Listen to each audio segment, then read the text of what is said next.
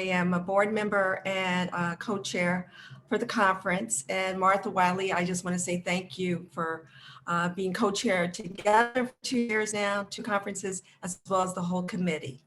We also want to thank Kaplan and the Office of Early Childhood and Lakeshore for being our sponsors. Thank you. We could not have done this without you.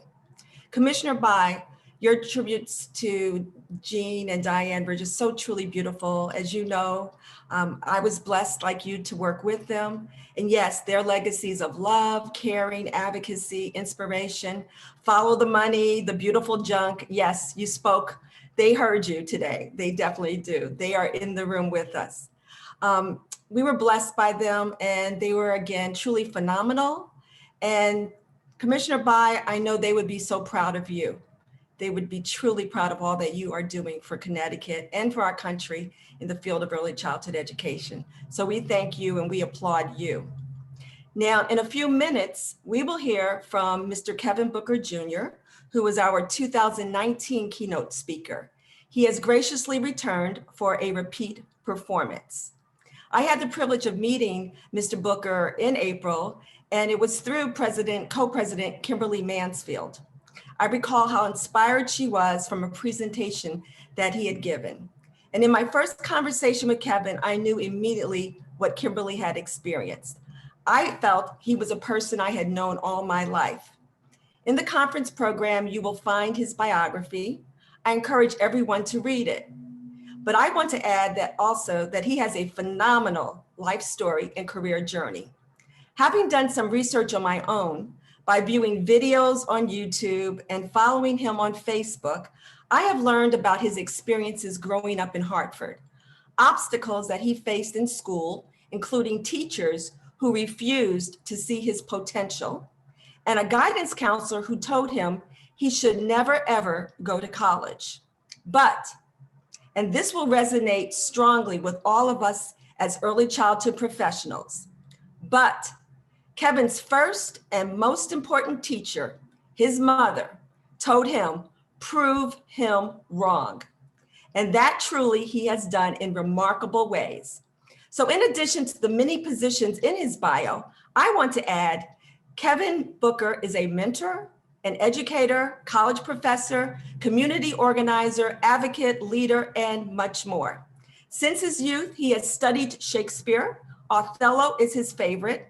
I dare say this is a reason why daily he walks boldly into authentic, courageous, challenging, and creative conversations. Not only does he expect this for himself, but he helps others to envision it and live it for themselves. And I would say one of his most impressive accomplishments that I found was that in 2018, he mentored a group of middle school students to believe in their own abilities and voices. He guided them to prepare and deliver their own TED Talks. Imagine that, 8th graders giving TED Talks. So, as I said, Kevin wowed us in 2019. He's back to do the same this morning. So grab your coffee or whatever beverage you're having this morning. Get settled in with your breakfast. If you have family members, bring them in the room because we are about to hear Mr. Kevin Booker. He will take us on a journey in which he will not only honor Jean Rustici and Diane Warner, but he will also honor all of us. Thank you. Let's give Kevin Booker a hearty welcome. Thank you.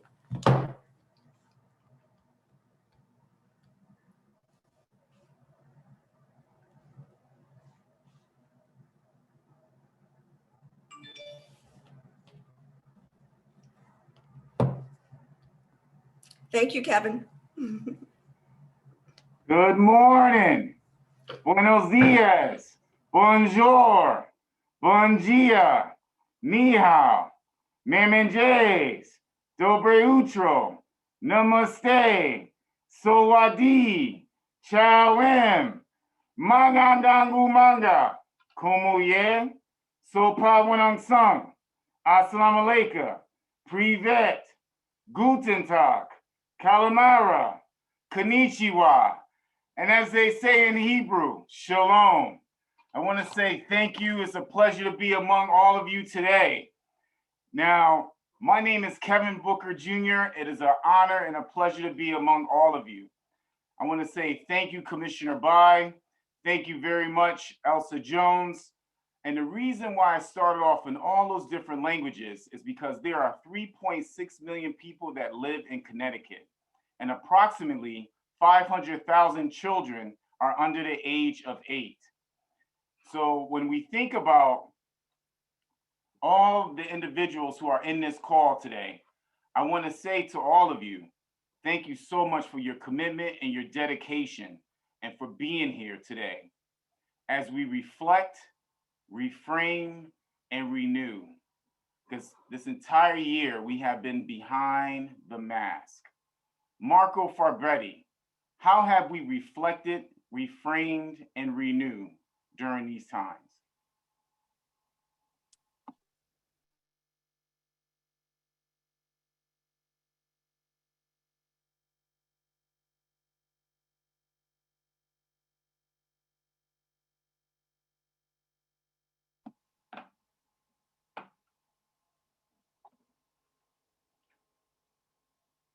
Well, I guess we're having a little bit of technical difficulty here, but as we get started this morning, let's do a little road check call and together.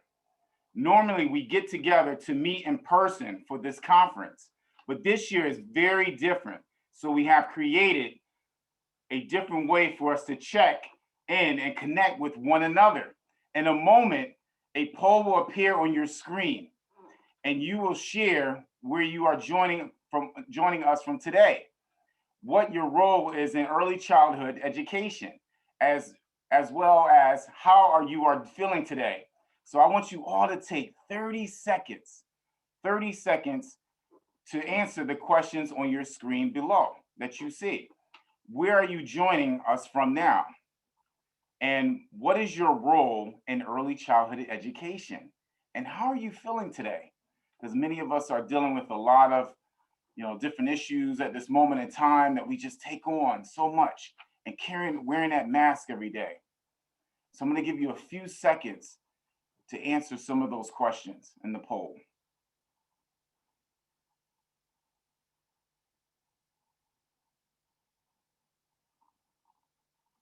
And thank you very much, David.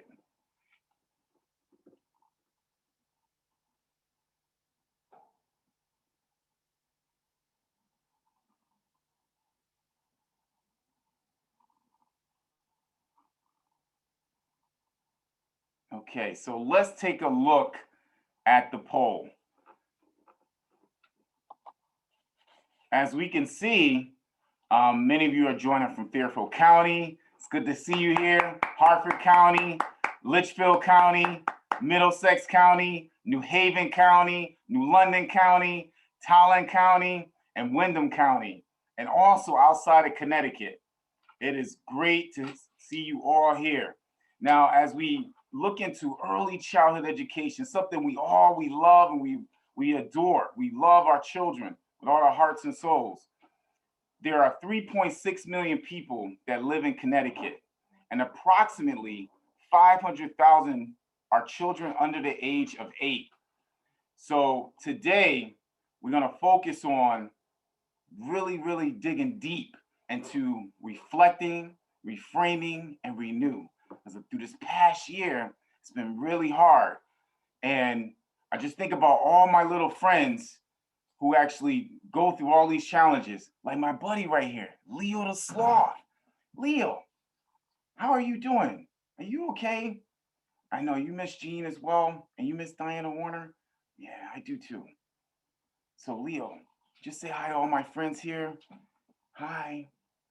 So Leo, let's help out. Let's reflect on Jean, and let's talk a little bit about Jean and all the great things that Jean and Diana Warner has done. So just as Jean, her mother demonstrated tenacity and resilience while starting a daycare in her home during the Great Depression. And her daughter demonstrated the same strengths in her mother's daycare. These same strengths also influenced her and inspired her to continue moving on as a miraculous teacher. I tell you, Legal, she was a miraculous teacher and a compassionate advocate and a loyal friend. Diane Warner made the world better for kids, and Jean as well. They were incredible. And throughout their support and enthusiasm and humor, better for all who served them. And our educators, students, and parents that are in this call today, you all have demonstrated the same resilience and tenacity and compassion and enthusiasm and strength against all odds in the past year through the pandemic to make the world better for each and every single person that is in this call. Now, today, I want to introduce this phenomenal artist right now. She's doing some really great work, Faith Satterfield. Now, there are many ways to process and reflect on your experiences and how you are feeling right now. And one of those ways is through creating art. And Faith Satterfield, as you see her right there, she's painting right now. And during this keynote session today, Faith Satterfield will be painting the elements of reflect, reframe, and renew together through the stories of all the other guests who will be sharing their experiences on reflect, reframe, and renew. And in this particular portrait that she's painting and putting together will be dedicated to this incredible conference today. So I want all of us to dive really deep into what reflect, reframe, and renew. So today, Tariko Satterfield, how have you reflected over the past year as a parent?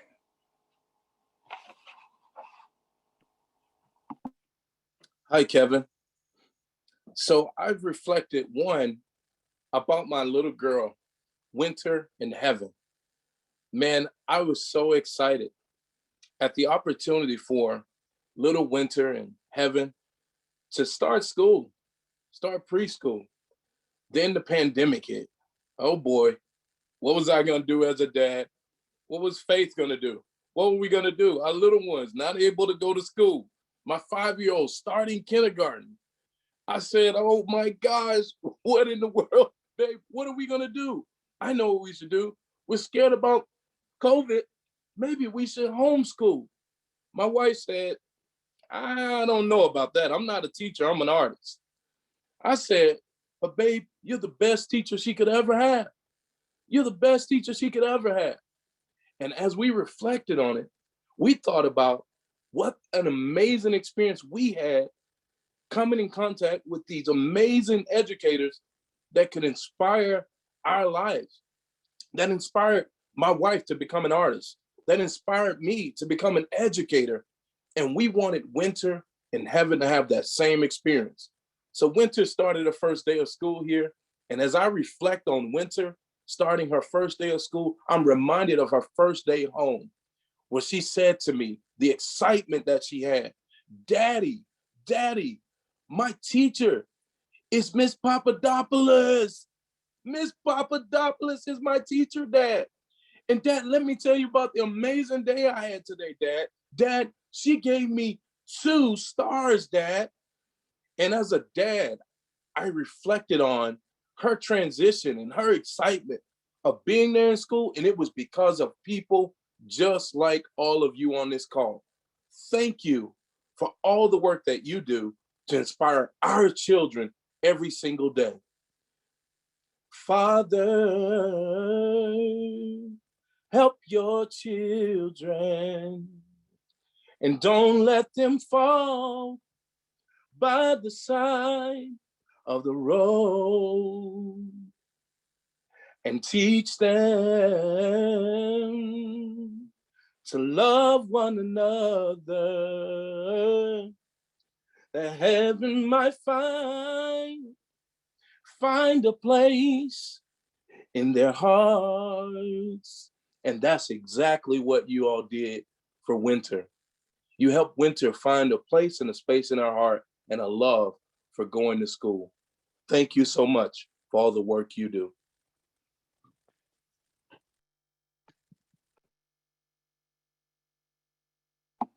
Thank you, Tarico Satterfield. Marco Farbetti, how have you reflected on this past as an educator, a paraprofessional during these times?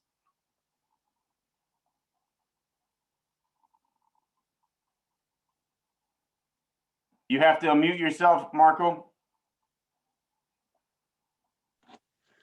Well, Kevin, good morning. I just want to let you know that just the other day, I was relaxing on my bed in my new place, feeling alive.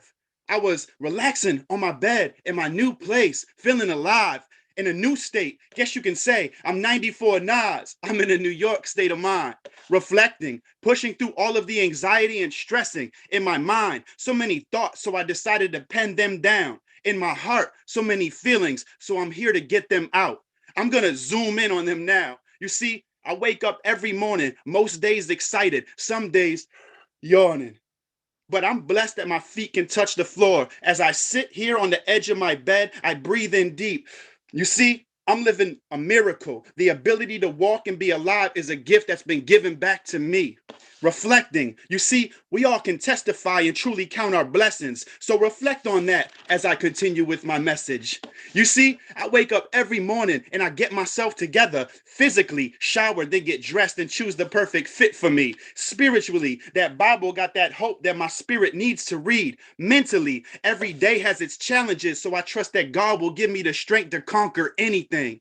So now I'm ready for school while reflecting on my destiny. As I walk out the house, this is what I'm made to do, but even deeper than that, this is who I'm meant to be. But wait, there's more. On my way out the door, I get a text from a former student of mine who is writing a paper on a hero of his, and get this, he chose me for. Honored. I wave down the bus. My feet hurt. Real pain. Feels so good to sit down. I scroll through social media now. Wait, what's this now? Another student of mine's life was taken too quick. Pop dead in the streets. Hit me in my gut, making me sick. Well, at least I no longer feel the pain in my feet. See, just like that, my mind can shift to the negative things. Before I even had the time to process or think, my phone rings. It's one of my brothers who mentors me. Good morning, fam. I give a somber good morning back. We begin to chat about where we are both at and how we feel. We need to keep it real to stop the lie and usher in the truth to see where I am heading and effectively reach our youth. I mean, it's early in their education and it's still early in their lives. They need us, and we as a community of leaders need to really come together. Unity. Wait, is this a poem or a letter? Either way, they call me a TA. I'm a teacher's assistant, a paraprofessional. I'm just grateful to sit here with professionals and reflect. Wait, Marco. They call you a what? They call me a TA, teacher's assistant, paraprofessional. But I'm just grateful to sit here with professionals and reflect in poetic form how all of us knows deep inside that we got to do more, because how we were taught isn't the same as today. This generation is unique. So it's time to reframe the way we teach and restrain when the frustration gives way and we just want to say, why can't they just listen and sit down? Maybe that's when we just need to sit down and listen. Our kids want to be heard, and sometimes they will use actions to get our attention instead of words. That's when I get out of my comfortable position I'm in and travel deep in them trenches. I may not have all the degrees or qualifications at all, but somebody once told me God doesn't call the qualified, he qualifies the called. So that's when I come deep off the benches equipped. And I'm always the first to say yes, even if I end up being the last one picked.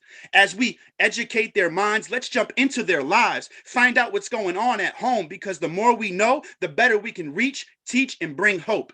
Reframe the big picture here, then go hang it on the wall. Stand back and be proud of it. For so long, we told our kids to step out. Now they are forced inside of a Zoom box. And we encourage them to speak up. Marco, we told our kids to what? Step out. But now they're forced inside of a Zoom box, and we encourage them to speak up, speak out, speak loud. But it's even harder now as they are told to cover their mouths. It's like we want these children to be like us, but this world is constantly evolving and we are always changing. So we need love. Then maybe we can learn from each other. Yes, we can teach and learn at the same time. And yes, these kids can show us new things daily. And yes, they are testing our patience, and that produces self-control in your boy. They make us laugh, and that fills our heart up with joy. Yes, they come to class with baggage and pain. Yes, things aren't always put together at home, but they give us a passion to change and become better mothers, fathers, sisters, brothers, aunts, uncles to our own. Makes us renew everything around us. Wow. Working in early education can be so refreshing. What a blessing. So email that single mother and tell her child is a pleasure to have in class. In fact, a phone call doesn't have to be for emergencies or for when it's all bad. And text one another, grab a bite to eat after work, harmonize so that we can strategize. This is family. This is the space where we spend most of our hours in our day and most of our time. This is a statewide staff, and the military definition for that is a group of officers assisting an officer in command of an army formation. So no matter what your rank is, at ease, soldier, I salute you. This is a war for our youth. Maintain your post. Leave no child behind. Honor one another with love in your hearts. And when it gets dark, be the light or put your night vision on. Dig in them trenches. Every morning, receive yours and give the orders. Then go out and complete the daily mission. We can't let this coronavirus win. We need passion with purpose. So let's reflect, reframe, and renew. Let's reflect, reframe, and renew. So let's reflect from within, reframe what it is, and renew the education system so we don't end up with a system of kids. Stop the lie. Thank you. Show love, spread love. Much love. Thank you, Marco Parvetti. So we need to continue to spread passion and purpose. And as we continue to spread passion and purpose, I think about Costella Copeland, who's a second grade teacher. Costella Copeland, how have you reflected as an educator during this time? Hi, Kevin. I have reflected as a teacher by thinking about some of the struggles that some of my students must be facing here online. It's kind of like we wear the mask, not just the mask when we go outside, but the mask between us with this virtual screen, how I have to look into the screen as if I'm looking into my students' eyes.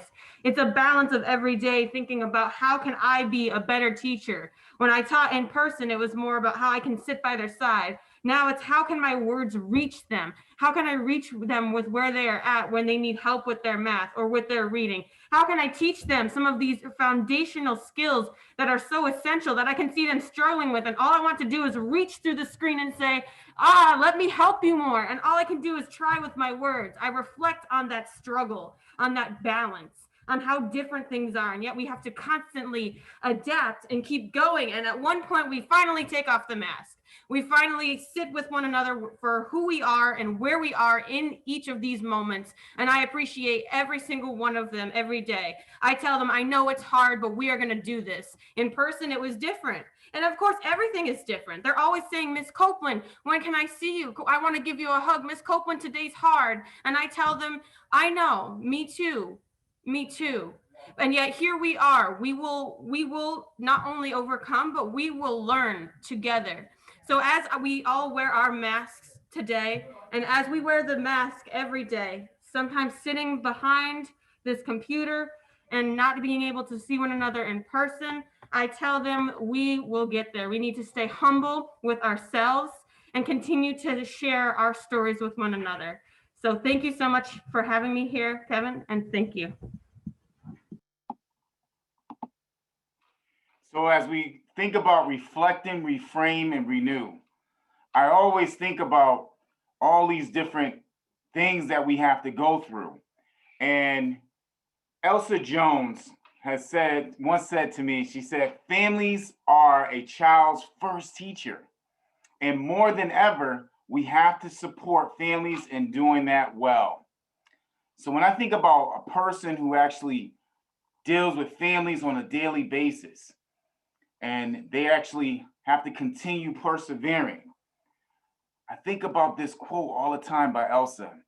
And I think about how now, parents are also there working with their children every day.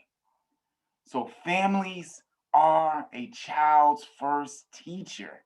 And now more than ever, we have to support families in doing that well. So we have to even step ourselves up even more and come together as a community more. So I want to know during this time, how, Daisy Torres, how have you reframed your work during this time as an educator and children's literature, and especially as an author?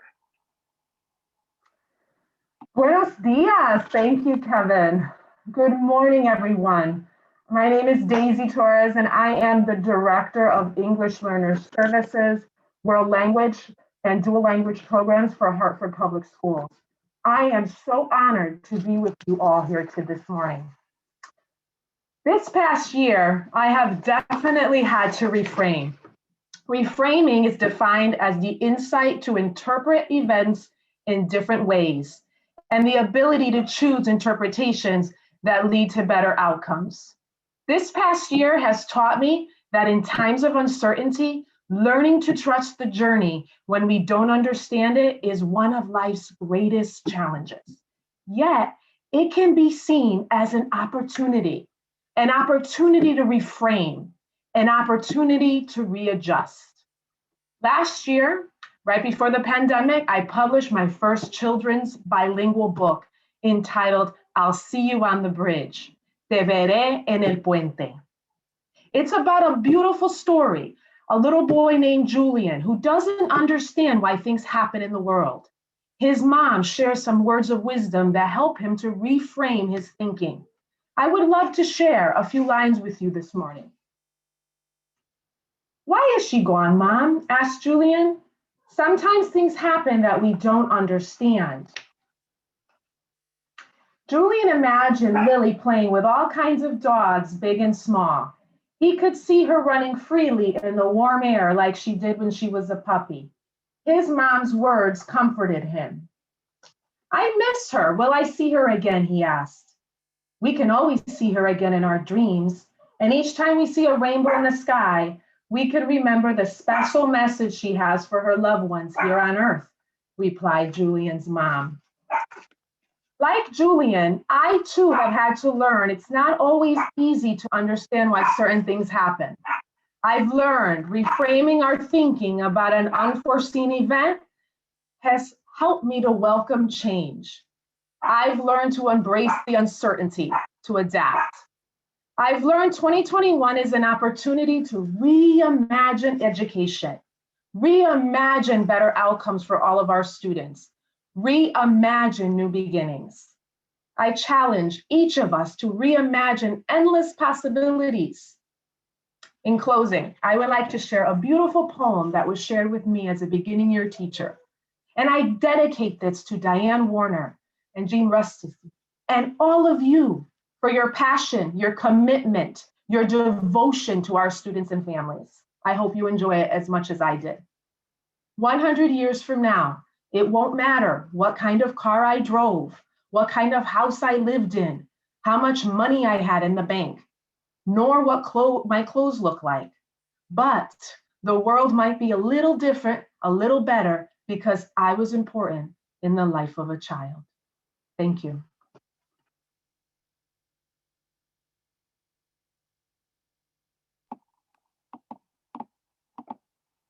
Thank you, Daisy.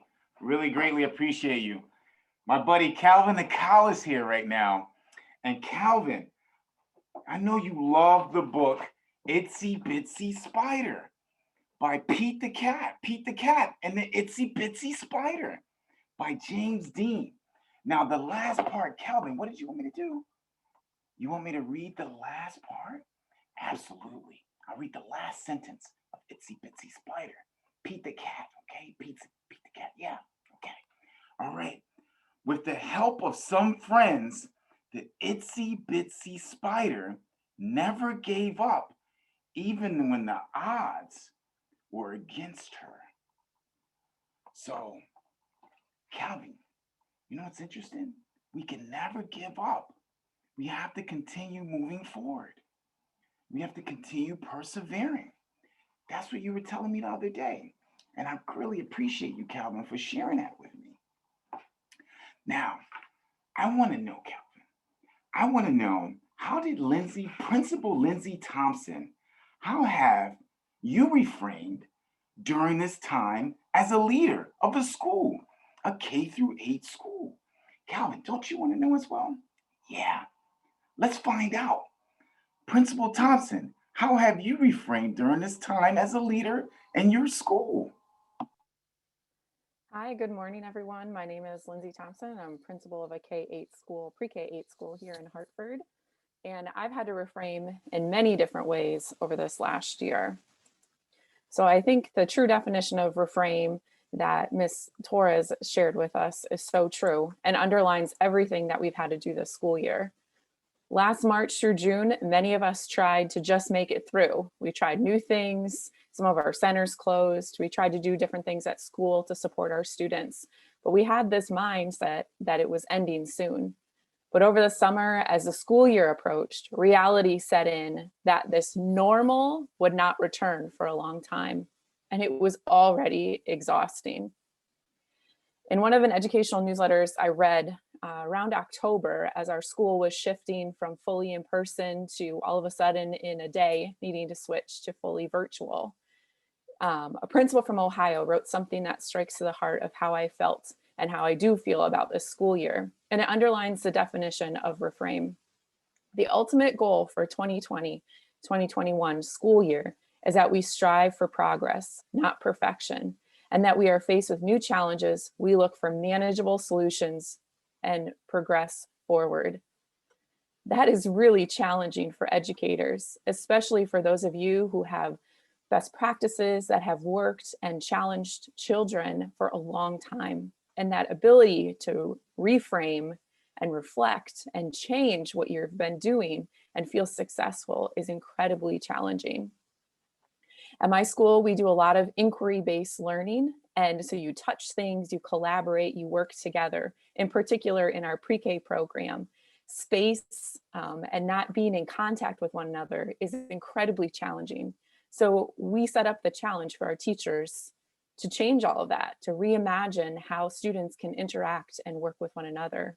And our pre-K team is nothing less of amazing and transformed their program to be fully virtual videos and interaction, that they still are able to give ongoing feedback to students and support them in progressing through their language development and understanding about space and science. And they're still able to do hands-on work, but it looks so different. And I know that uncertainty is challenging for everyone. For many of us, it's this change constant in the school year. Will our kids be in person? Will they be home? For parents to negotiate constant change in childcare and knowing what to do if their child has to quarantine, it's really challenging. But what I know is in these uncertain times, it's always helpful to have people around you to help you work through. So when we're all traversing the unknown path with a team of people, we can take a different look. We have the support of the people next to us that we can look right, we can look left. They can build us up and support us to continue to keep going, even when it's challenging.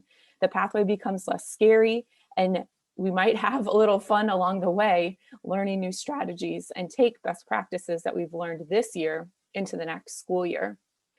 So connecting back to what was shared earlier by Commissioner Bai, building each other up, being kind, being empathetic, and being supportive, that is what will get us through. We'll learn new strategies. It will be difficult and frustrating, but as we reframe together and we collectively take forward this power of reframing and reflecting and renewing, our teams will be better, our students will learn more, and our parents will feel more supported as we continue to soar together. Thank you.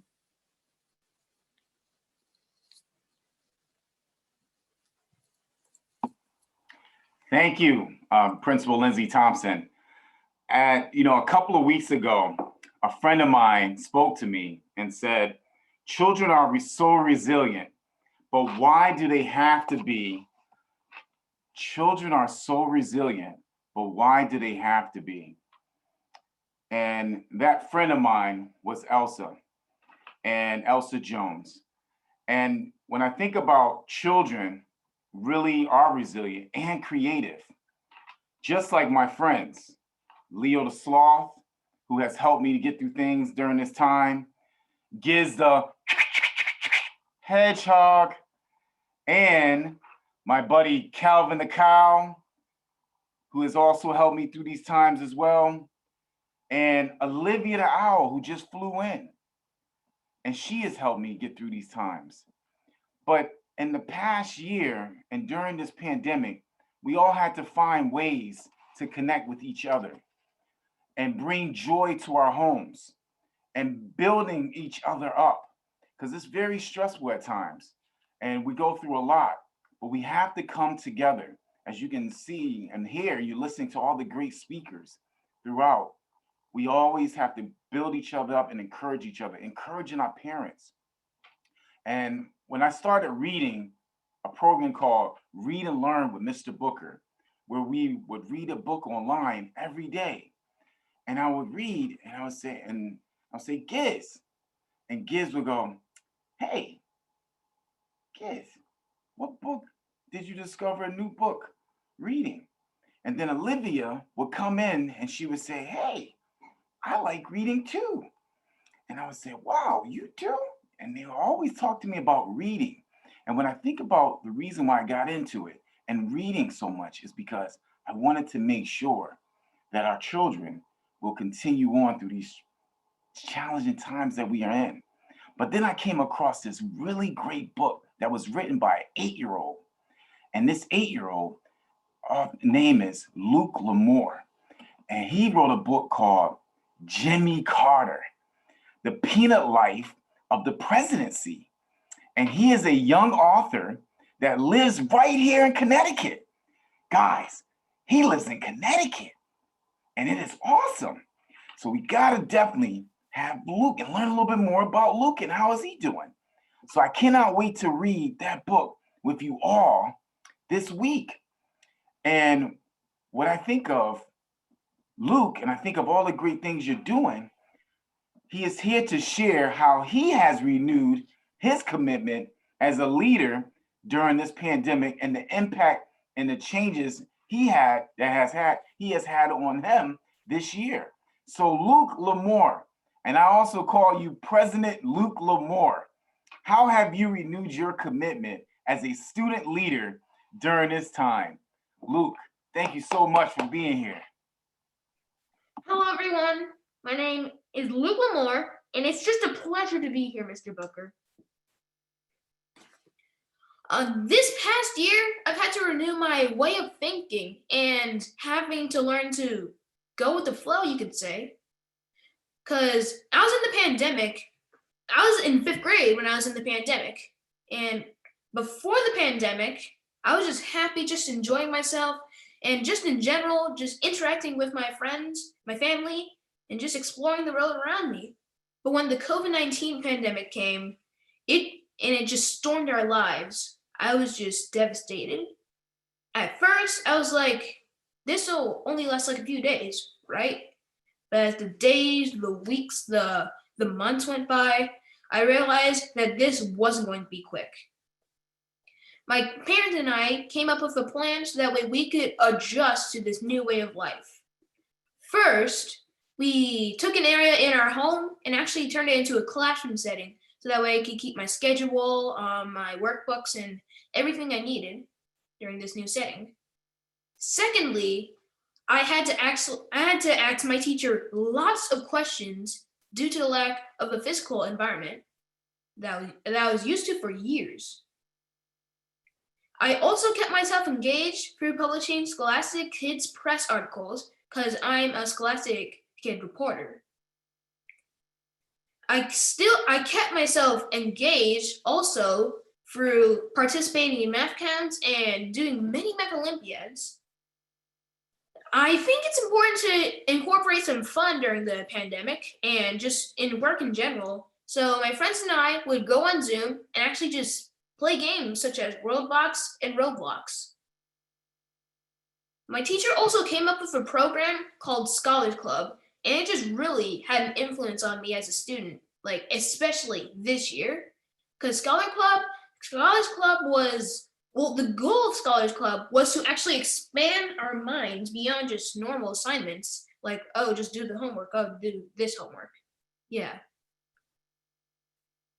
For those who don't know me very well, I'm actually a history enthusiast, and I'm really passionate about writing. From the time I was young, my family would go on several trips to many different places, and one of which was Washington, D.C., which was my favorite. The monuments, the documents, the structures. I just wondered, who were the forefathers, these presidents? And after doing some research on it, I just got so invested into it. And because of my passion for presidents, it led me to writing my first book. And it was called— Wait, Luke, you said your first book? And how old were you, Luke, when you wrote your first book? I was 8. You were 8 years old? And Calvin wants to know, Luke, how old are you now? I'm 11. You're 11. So tell us about your book. So the book is called Jimmy Carter, From the Peanut Life to the Presidency. And as I stated earlier, I wrote it when I was 8. So the whole premise was to get kids to learn about Jimmy Carter in an engaging way. Now, a question that people would ask me is, why did he write about Jimmy Carter? And this was because Jimmy Carter was one of my favorite presidents. At first, it was because when I was younger, I thought Jimmy Carter had a peanut farm, and I really like peanut butter, peanut products. But then as I grew older, I just realized that I just got a new perspective of why I really liked Jimmy Carter. It was especially because of his humanitarian efforts during his post-presidency. And for kids who want to write their own stories, here's the advice you have to follow. Follow your passion. And it can't be something mandatory. It has to be something that you that you just really love to do, a hobby that you have. And if you just want to write your own stories, just do something that you're going to do, and not people won't force you to. That people don't have to make you do. It's your option, your choice. Kids deserve to have their own options and choices, even at a young age. And because of my passion, I've been able to meet many wonderful people. And one of which is you, Mr. Booker. Thank you, Luke. Thank you so much.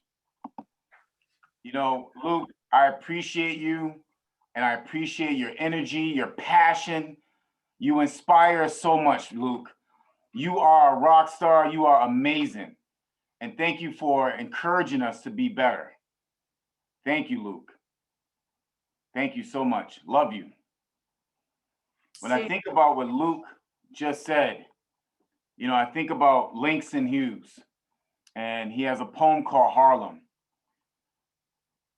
Langston Hughes said, "What happens to a dream deferred? Does it dry up like a raisin in the sun, or fester like a sore and then run? Does it stink like rotten meat, or fester or syrup sweet? Maybe it just sags like a heavy load, or does it explode?" Luke, thank you so much for helping us understand that we have to continue pushing forward and persevering, because our dreams and our aspirations will not be deferred. You are an amazing young man, and we appreciate you. We appreciate your energy. We appreciate your enthusiasm. And as I think about this time of renewing, because we reflected, we reframed, we talked a little about renewing, reflect, reframe, and renewing. And Luke helped us understand the part of renewing ourselves at this time. But when I think about Nicole Brodus, who is a district wellness manager in New London Public Schools, in the past year, Nicole, how have you renewed? Be quiet. Sorry, I'm home. Hi, everyone. My name is Nicole Brodus, and I work as the District Wellness Manager for New London Public Schools, and I am a parent of 2 little boys. In the past year, I've had to renew my outlook on both parenting and what it means to be a leader in our community. March of 2020 really shifted my outlook on many things. With everything that was going on in the world, on the news, our country shutting down, and now this whole new way of looking at school and our education system, I found it hard to balance both being a mom and this new role I was in professionally. In a job whose primary focus is building relationship, here we are now having to communicate through computer screens. After a few months of being in the house with 2 kids and staring at a computer screen all day, while also trying to support our families who were undoubtedly going through the same things, if not worse, I found myself really struggling with balancing it all. After confiding in a friend and really being honest about where I was at, they reminded me that we can't do any of this alone. Yes, we're social distancing, but we can't isolate ourselves. Most importantly, now more than ever, we really needed each other. And that really helped shift my perspective. In light of all that was happening, to see the ways our community was coming together and the change that was happening, I realized we were living in a moment for the history books, and I didn't want to miss out on it. These times were different, and I really needed to look at how I was approaching things differently. I needed to renew the passion I had for the work I was doing, and to be honest, I needed to renew the joy I had being a mother. I decided I needed to focus on self-care and what that meant and not feel bad about it.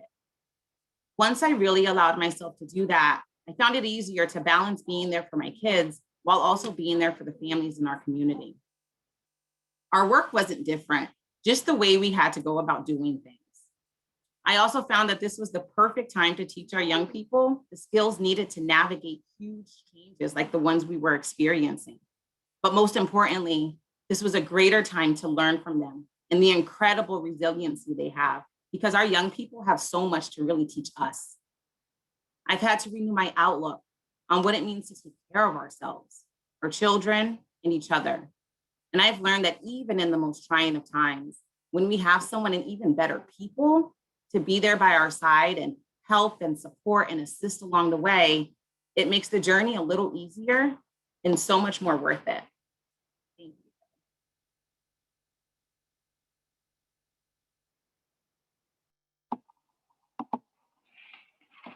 Nicole said, I need the passion I have for work. Our young people have so much to teach us. And being a parent, also working every day, managing, being at home, just putting on so many different hats.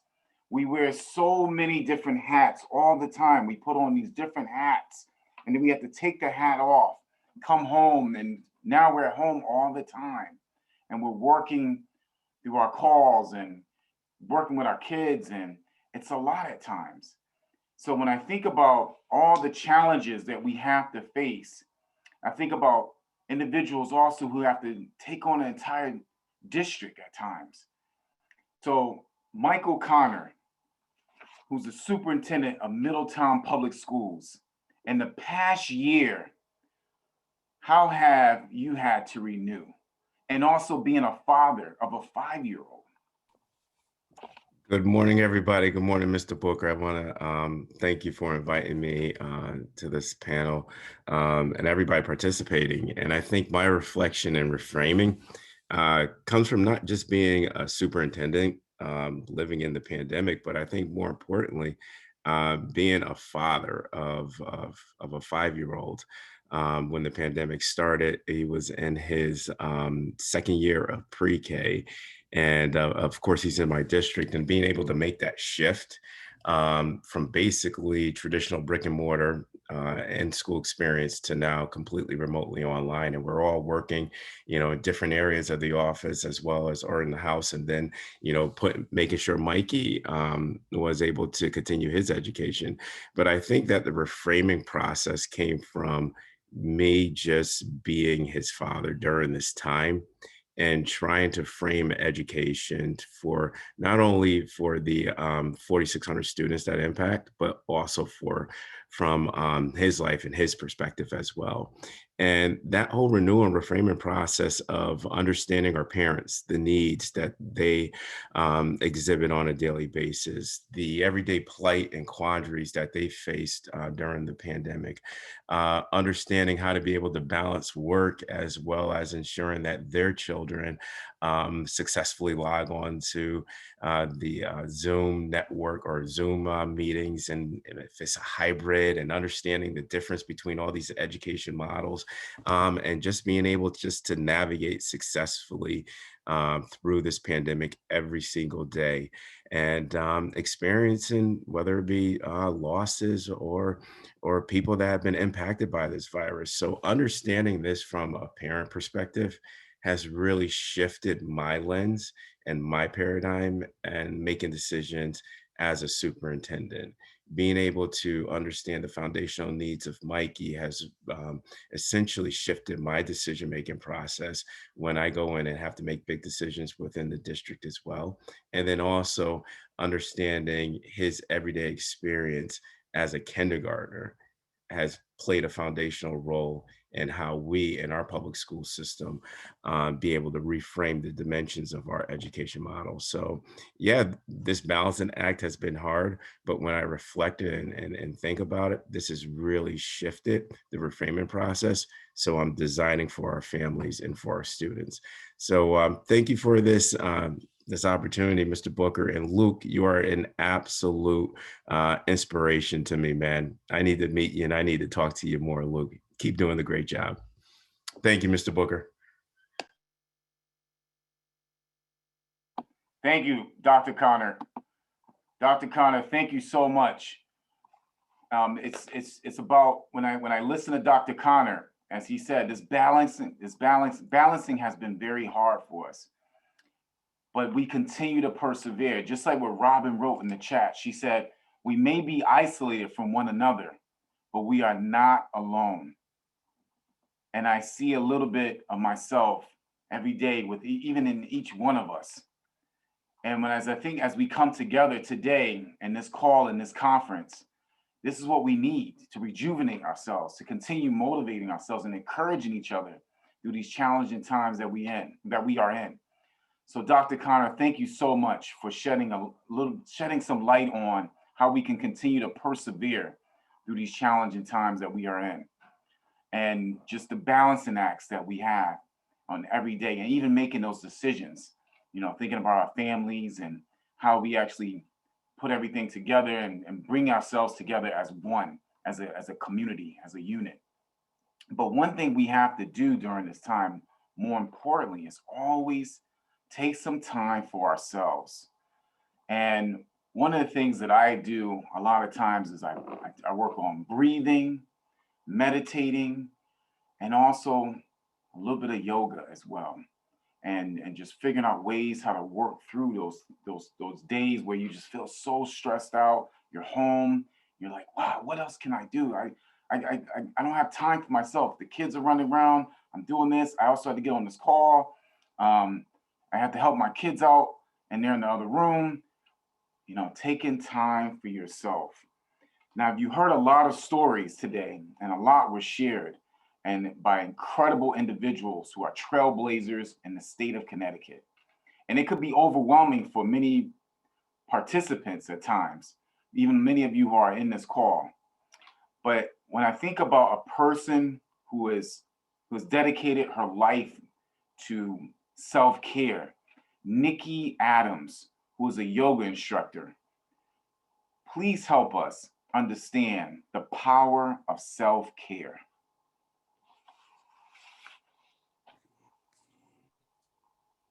Hi, everybody. I am Nikki Adams. I'm a trauma-informed yoga teacher. I work with childhood trauma survivors to help I'm getting feedback. I think somebody's mic is on. Okay, that's better. I help childhood trauma survivors to help empower themselves to heal, love, and trust their bodies through yoga. And I Oh, so many beautiful stories. Thank you for having me on here. Just to kind of reflect a little bit on this year, everyone had a very difficult year. When I think about Renew, I think about the ability to cope with change.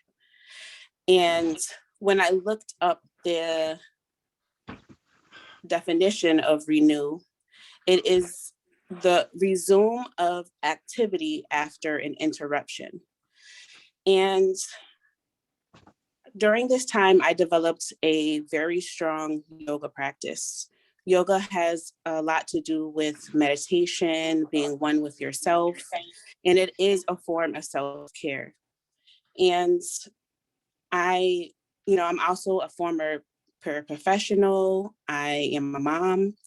And during this time, I had a child that was running away during the pandemic. So I had to learn how to gather a practice of non-attachment. I'm a yoga teacher, so what that means is kind of letting go in a way that's safe, that's caring for me. And what I did was I really learned how to breathe, how to check in with myself in the present moment. We live in the past, we live in the future, we live on the what should we do, all the things.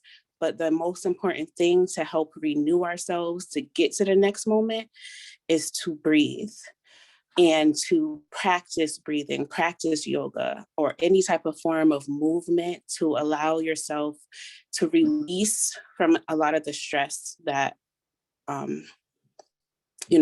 is on us right now as teachers, as parents, as paraprofessionals. We have doubled the stress, changing different roles. So I just invite everyone today to join me in a breathing exercise, if you like. And I invite everyone, if you're sitting, maybe press your feet into the ground. Push your glutes into your couch, or maybe you're on the floor in a chair. And I invite you to just close your eyes or create a soft gaze out in front of you. And try to let go of anything that brought you here today, or the emotion and commotion that brought you here to this moment. Let that go. And then allow yourself to let go of any attachment you have towards the future. You are here in this present moment.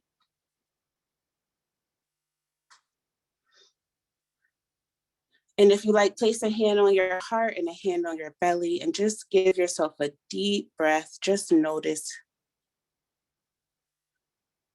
Feel your heart beating against your palm and the wave of breath pulling in as you exhale.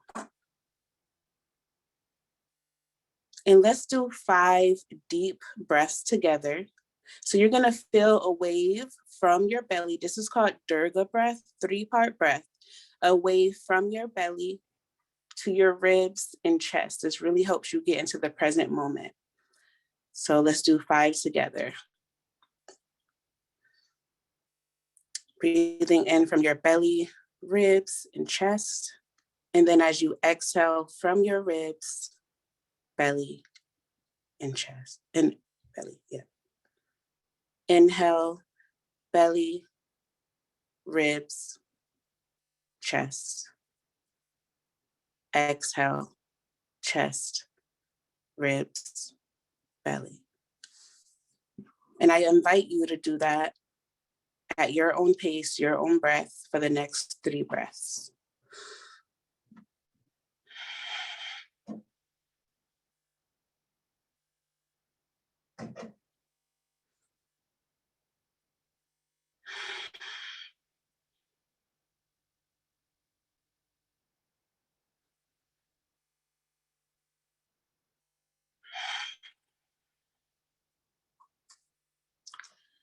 and slowly start to bring your eyes back open and just take a moment how you feel compared to when you first started, when I first started talking. Take a moment and just notice your energy, if it shifted. And this is where I would journal, I would write things down, and then I would get on with my day. Thank you so much. I usually end these practices off with a little namaste, if you like. Hands to your heart, and the love and light in me honors and respects the love, light, and beauty in each and every one of you. Namaste.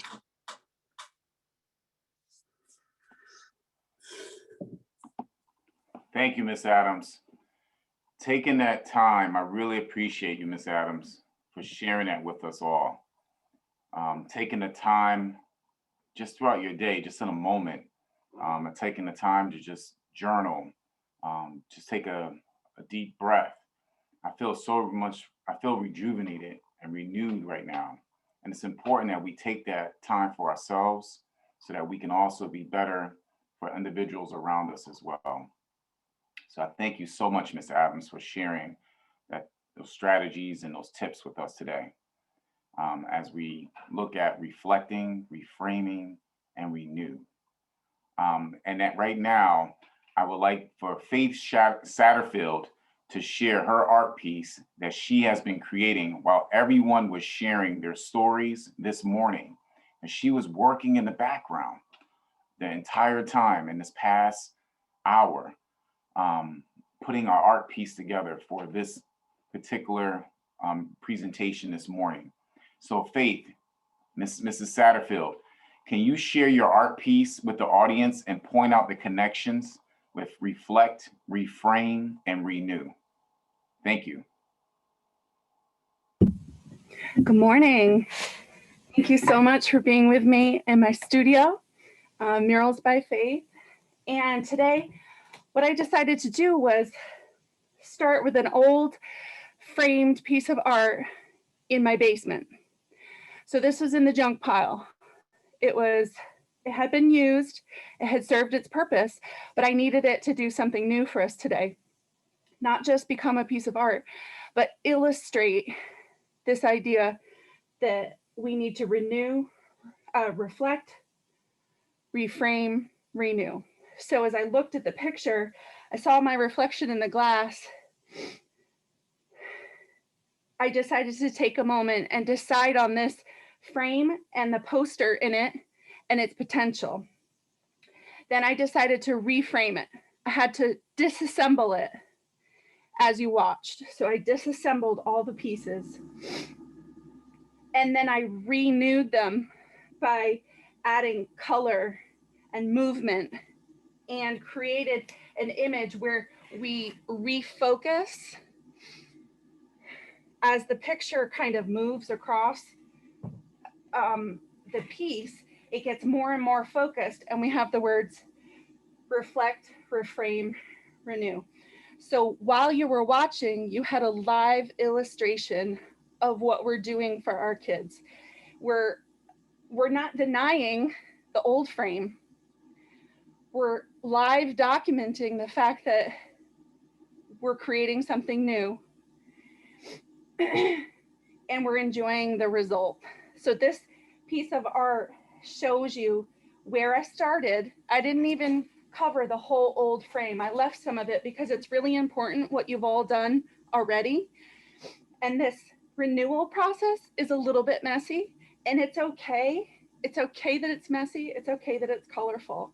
And this is a lot of what I do with students in schools. We have live experiences where they are illustrating, renewing an old space. We do it together, and the experience, just like this experience today, it's more valuable than the end result. So thank you so much for having me.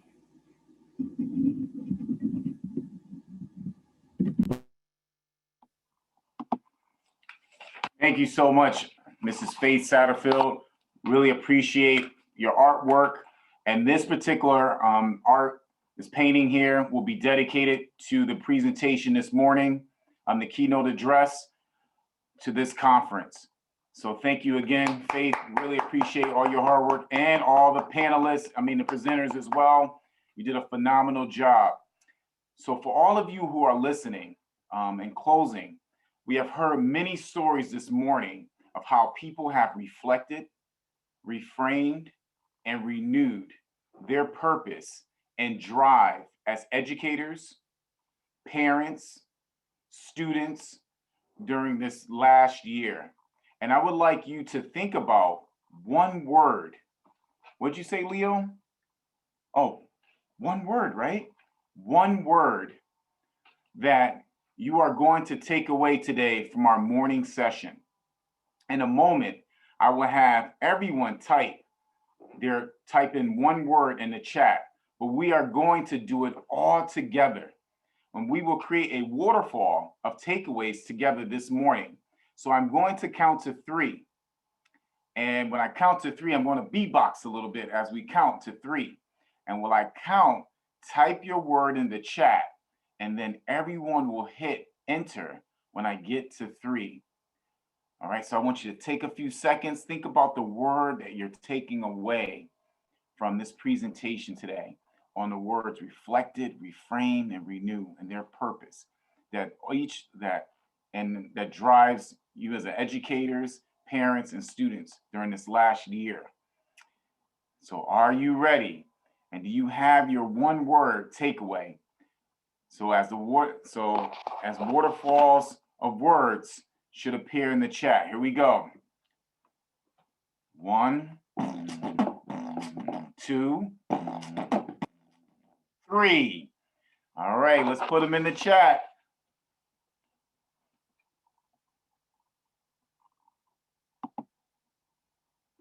Okay, inspiring, purpose, powerful, confidence, energy, refresh, faith, powerful, experience, rewire, renew, support it, inspire. Thank you so much for the open unity, love, strength, amazing. Support, together.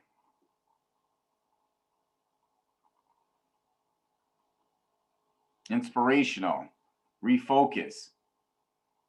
Community support, love, model, collaboration.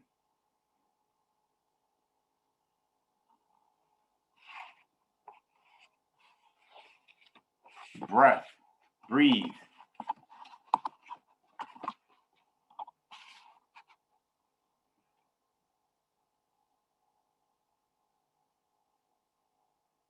Wow. So as you're putting all these words in the chat and just processing what you have experienced this morning, just want you to think about, what you have in store the next week, but also take some time for yourself as well and enjoy the rest of this conference.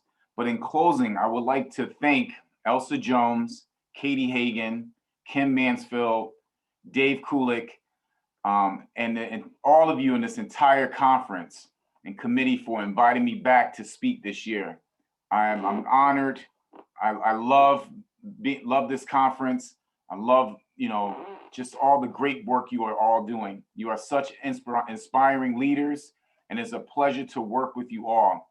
And I would like to share my appreciation to all the presenters this morning for sharing their stories.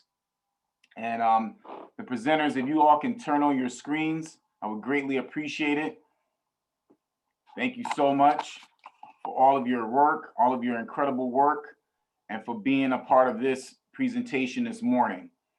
For many of you who are listening, I want to leave you with this quote as well by M.K. Asante Jr. When you make an observation, you have an obligation. When you make an observation, you have an obligation.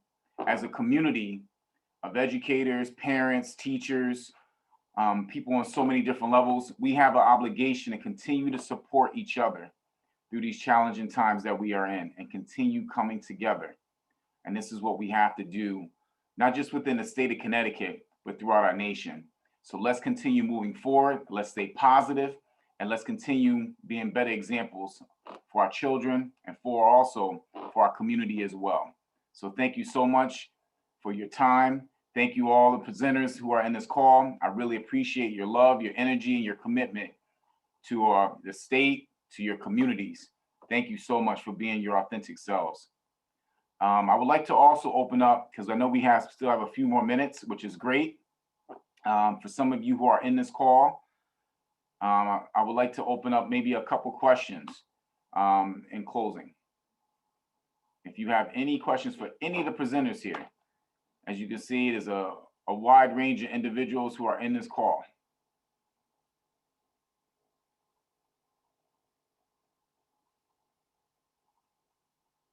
Okay, you can type it in the chat. Please feel free. Please type your question, in the chat.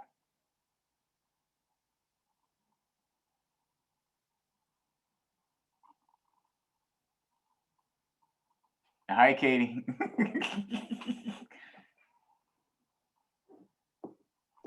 Hi, how are you? Thank you so much for that presentation.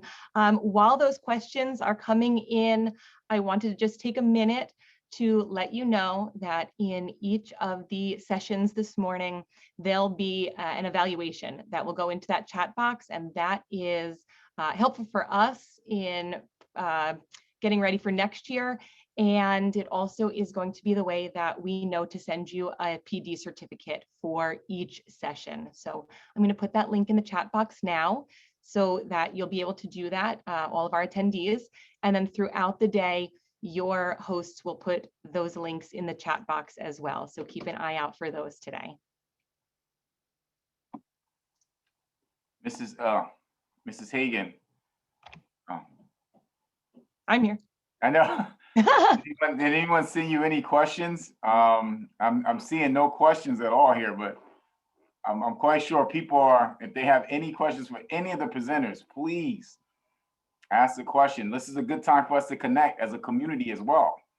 In almost 3 decades of engagement and education, I've never had an hour of inspiration as powerful. Wow. I'd love to know what Luke hopes to be when he grows up. Okay, that's for Luke, the youngest of the bunch. Luke, our president, Luke Lamour. Luke, you already know I'm putting it out there. Okay, I know, I don't mean to embarrass you, Luke, but it's true. The question. All right. Is you on? I'm gonna mute myself. I guess I'm still trying to decide, but possibly a historian. That's one option. A politician. That's another option. And you know, I'm still considering my options since I'm still young. Mr. Booker, we have one more question for Luke too. Someone, Jacqueline Janezak, asked, are you considering speaking after? Are you considering a speaking tour after COVID?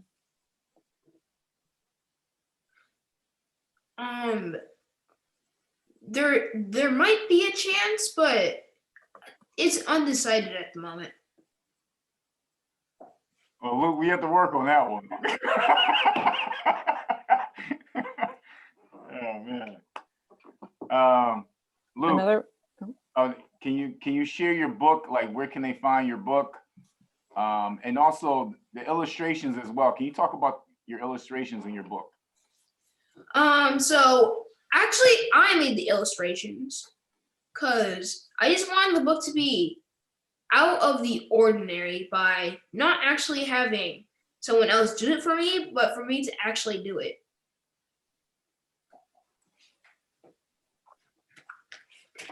And just a few examples.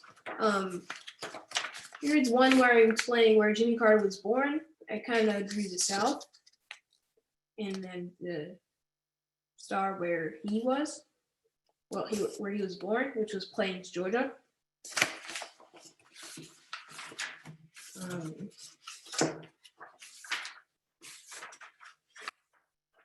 And then this was when he became president in 1977.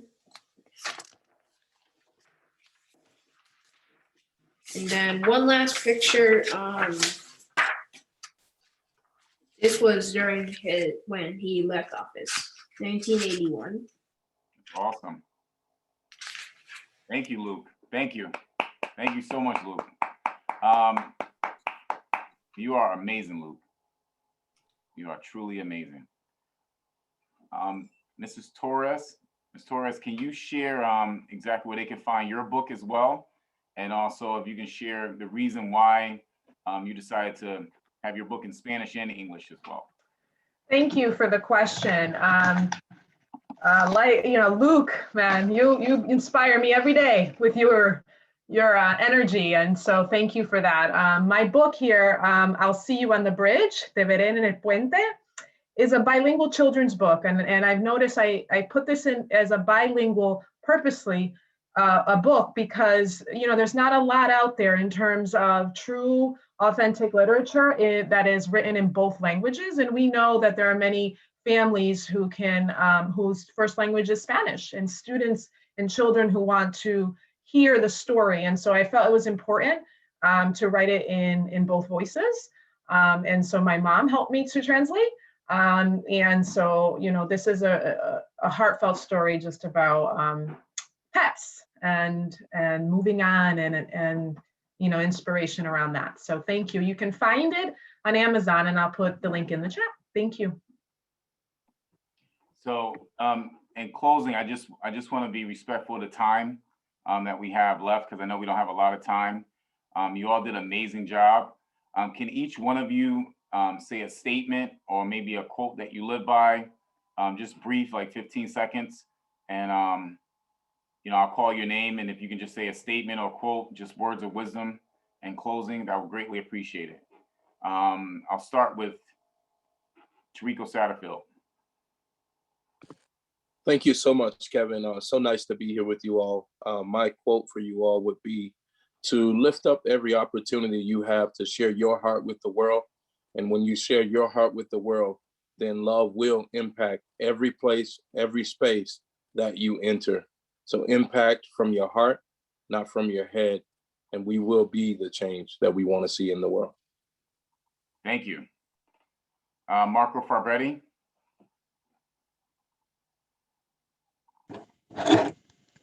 Yeah, Kevin, thank you. What I want to leave people with today is a verse from Psalms 30. It says, sorrow may last for the night, but joy comes in the morning. And I just want everybody to know out there that whatever life circumstance you're in, the story switches. And I'm a living testimony of that. The story switches. Joy comes in the morning. Thank you. Thank you, Marco Fabretti. Ms. Nicole Brodus. So yeah, the quote that comes to mind is, darkness cannot drive out darkness, only light can do that. Hate cannot drive out hate, only love can do that. And it's just a reminder to me, because oftentimes I want to give people back the same energy they're giving me. But that doesn't do anything, right? That doesn't fix anything. And that's something I do want to instill in my boys, especially as they get older and they go out into the world and to our young people. Because I truly feel like if we really start operating in love and in empathy, that's what we're focused on. That's right. Thank you. Thank you, Ms. Nicole Brodus. And Dr. Michael Connor. Thanks, Mr. Booker. Only 2 words: onward and upward. Right? We gotta, progress, and progress leads upward. Mr. Charles H. Wesley. Miss Nikki Adams. What comes to mind for me is, during hard times,